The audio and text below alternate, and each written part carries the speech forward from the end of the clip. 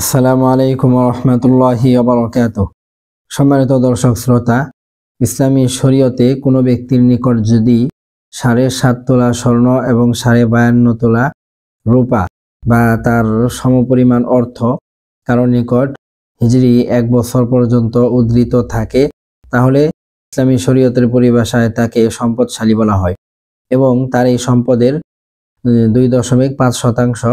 অথবা আপনার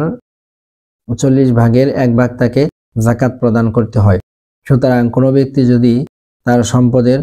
যাকাত আদায় না করেই মারা যান, তাহলে তার উত্তরাধিকারীগণ তার সম্পদের যাকাত আদায় করতে পারবেন না, এটি জায়েজ হবে না। তবে যদি তার সকল সম্পদ মিরাস হিসেবে বন্টন করার পরে যদি তার প্রাপ্তবয়স্ক কোনো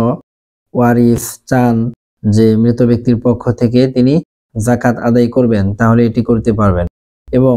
সকল ওয়ারিসরা যদি একমত হয়ে যায় যে তারা সকলেই সম্পদ বন্টন করার পূর্বেই মৃত ব্যক্তির পক্ষ থেকে তার অনাদায়ী যাকাত আদায় করবেন, তাহলে তারা সেটি করতে পারবেন।